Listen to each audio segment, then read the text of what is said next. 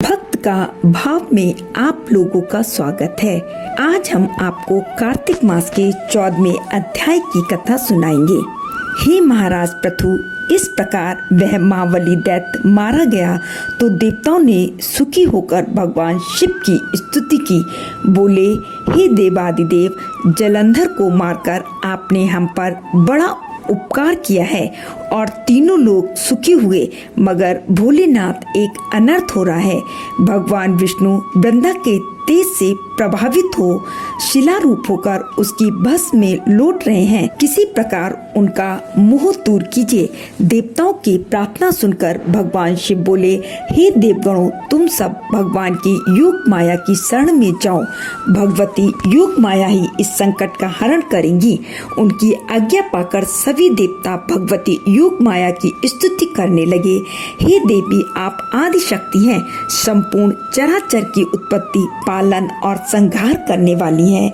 हे मातेश्वरी, सतोगुण, रजोगुण और तमोगुण आपसे ही उत्पन्न हुए हैं। आपकी माया तो स्वयं ब्रह्मा भी नहीं जान सकते। आपको हमारा नमस्कार है। जिसके भक्तगण अनादर तथा मोह को प्राप्त नहीं होते, ऐसी मूल प्रकृति वाली देवी को हमारा नमस्कार है। देवताओं की ऐसी स्तुति सुनकर भगवती योग माया ने प्रसन्न हो आकाशवाणी की, हे देवो, सतोगुण, रजोगुण और तमोगुण रूप गौरी, लक्ष्मी और सरस्वती मैं ही हूँ, अतः तुम उनकी शरण में जाओ। तब देवताओं ने योग माया को प्रणाम किया और देवी पार्वती, लक्ष्मी एवं सरस्वती जी की वंदना करने लगे। तब तीनों देवियों ने प्रकट होकर उन्हें 3 बीज दिए और कहा, जहाँ विष्णु जी वृंदा की भस्म में लौट रहे हैं, वहीं जाकर इन बीजों को बो दो, इससे ही तुम्हारा कार्य सिद्ध होगा। देवताओं ने वे बीज ले लिए और उसी स्थान पर जाकर उन्हें बो दिया जहाँ वृंदा के मुंह में भगवान विष्णु भस्म में लौट रहे थे। तत्पश्चात उन तीनों बीजों से 3 पौधे उत्पन्न हुए। रजोगुण सरस्वती से आंवला, तमोगुण गौरी से तुलसी और सतोगुण लक्ष्मी से मालती।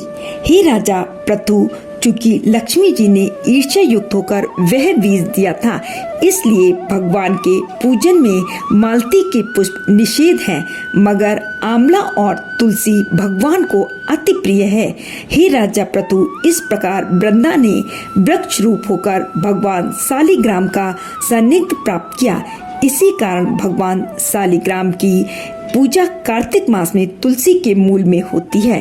हे राजन, जिस घर में तुलसी वृक्ष होता है, वहाँ यमदूत भी प्रवेश नहीं कर पाते। जो पुण्य गंगा अथवा नर्मदा के स्नान से प्राप्त होता है, वही तुलसी पूजन से प्राप्त होता है। कोई मनुष्य कितना भी बड़ा पापी क्यों ना हो, यदि मरते समय उसके मुख में तुलसी मंजरी सहित गंगा जल डाला जाए तो वह सब पापों से मुक्त होकर सीधा वैकुंठ को जाता है। जो मनुष्य आंवले अथवा तुलसी की छाया में अपने पितरों का श्राद्ध करता है, उसके पितृगण मोक्ष को प्राप्त होते हैं। जो मनुष्य मंजरी युक्त तुलसी दल तथा आंवले का फल मुख में रखता है, वही विष्णु भगवान की कृपा का अधिकारी बनता है। जो मनुष्य कार्तिक मास में आंवले की छाया में ब्राह्मणों और संतों को भोजन कराकर श्रद्धा सहित स्वयं प्रसाद ग्रहण करता है और रुद्राक्ष की माला द्वारा 12 मंत्र ओम नमो भगवते वासुदेवाय का जाप करता है, उसे सहज ही चारों पुरुषार्थों अर्थात धर्म, अर्थ, काम और मोक्ष की प्राप्ति होती है।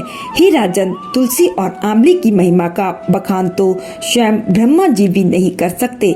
जो कोई श्रद्धा भक्ति से इस कथा को पढ़ता या सुनता है, वह भी अंत काल में मोक्ष का अधिकारी बनता है। आज की कथा यही समाप्त होती है। राधे राधे।